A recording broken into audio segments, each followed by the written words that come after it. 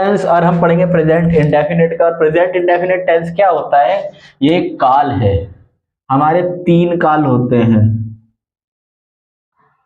Past, present और future. ये तीनों अलग होते हैं, तो हमने स्टार्ट करा है प्रेजेंट से। प्रेजेंट में ये पहला है, इन सब में 4 4 4, तो 4 प्रकार के टेंसेस होते हैं और ये सबसे पहला आता है प्रेजेंट इंडेफिनिट, जो प्रेजेंट के टेंसेस होते हैं। तो 4 प्रकार में से हम पहला पढ़ रहे हैं। इसकी पहचान कहाँ होगी? वाक्य में, जहां पे आपको लास्ट में दिखेगा ताहे, तीहे, तेहे। अब क्या खाली यही पहचान है? नहीं, हमें पता करना है कि ये यूज कहाँ होता है। तो प्रेजेंट इंडेफिनिट हमारा यूज होता है, एक तो प्रेजेंट में ही यूज होता है, लेकिन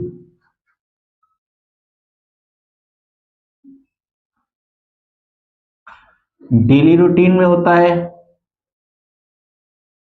यूनिवर्सल ट्रुथ में होता है, और हमारा होता है हैबिट में।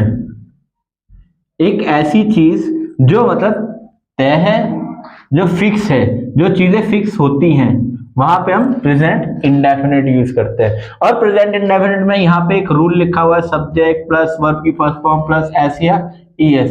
अब ये एस या ईएस है जो केवल सिंगुलर के साथ यूज होगा और इसमें ऑब्जेक्ट है। अब ये हमारा अफर्मेटिव का रूल है और हम इसे सॉल्व करेंगे और हम पहला वाक्य बना के देखेंगे ये लगता कहां पर है। तो हमें सिर्फ ये ध्यान रखना, अगर सब्जेक्ट सिंगुलर है तो हमें एस या ईएस का प्रयोग करना है वर्ब के बाद, वर्ब से पहले नहीं, वर्ब के बाद वर्ब से लगाकर। और हम ये भी देखेंगे किस वर्ब के साथ लगता है, किसके साथ नहीं लगता। तो पहला वाक्य है, हम स्कूल जाते हैं। तो हम स्कूल जाते हैं, ये एक वाक्य है जिसमें हमारा आ गया ते हैं, ते हैं। हम प्लूरल है, स्कूल जगह का नाम है, तो हम के लिए लगाते हैं वी। अगर ये प्लूरल है तो हम ऐसे ही इसका यूज नहीं करेंगे। तो वी, अब जाने को कहते हैं गो, क्योंकि वर्ब पूछा गया है, गो के साथ लगेगा टू, वी गो टू। हम जगह का नाम बता रहे हैं इसलिए टू का लगेगा। अगर हम स्कूल स्कूल के बारे में बात करें तो गो की जरूरत, टू की जरूरत नहीं लगती गो के साथ। हमेशा ये रूल नहीं काम करेगा, अलग अलग रूल होते हैं। तो वी गो टू, कहां जा रहे हैं? School. We go to school. तो ये हो गया हमारा प्लूरल के लिए। अगर सिंगुलर के लिए बनाने लगे, सिंगुलर में इसमें हम की जगह हम लगा देते हैं वह स्कूल जाता है, वह स्कूल जाता है। तो वह को हम बोलते हैं ही, ही।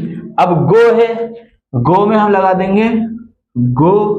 अब यहां पे सिंगुलर है इसलिए वर्ब के साथ एस या ईएस लगेगा। तो पहला नियम है, जिस वर्ब के आखिर में ओ आ रहा हो, जिस वर्ब के आखिर में ओ आ रहा हो, जैसे कि डू में आता है, डू में लास्ट में ओ आता है और गो में लास्ट में ओ आ रहा है, तो जहां लास्ट में ओ होगा वहां पे प्लस करके ईएस और वो बन जाएगा गोज।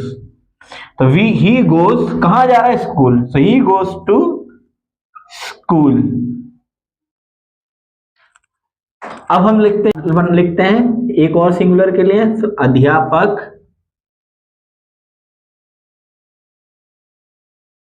बच्चों को पढ़ाता है।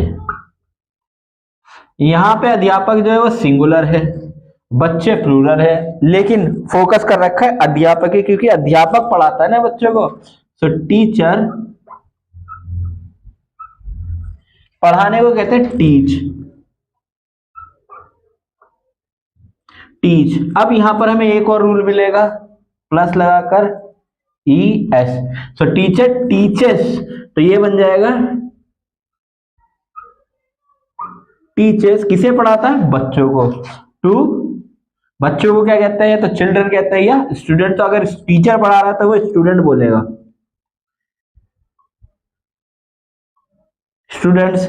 अब ये एक रूल और मिल गया, जहां पे हमें पता है सी एच आएगा, तो जहां पे सी एच आएगा वहां पे हमारा क्या लगेगा? ई एस लग जाएगा। तो ई एस का एक नियम ये और हो गया, हमें 2 नियम पता लग गए, ओ का और सी एच का।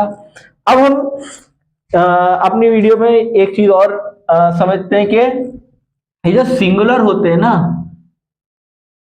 ये जो इसमें दिया जाता है प्रेजेंट इंडेफिनिट पे, ये इसलिए दिया जाता है फर्क रखने के लिए, क्योंकि यहाँ पे इज एम आर नहीं है फर्क रखने के लिए। ये हमारा यहाँ पे हैज हैव नहीं है, और ये सारे हेल्पिंग वर्ब होते हैं जो हमें फर्क बता देते हैं सिंगुलर और प्लूरल का। लेकिन यहाँ पे प्रेजेंट इंडेफिनिट में कुछ ऐसा नहीं है, तो ये जो वर्ब के साथ जुड़ती है ना, ये एस या ईएस, ये हमारी सहायता करती है कि सब्जेक्ट सिंगुलर है या प्लूरल है, और ये बोलने के भी तरीकों को कहा जाता है।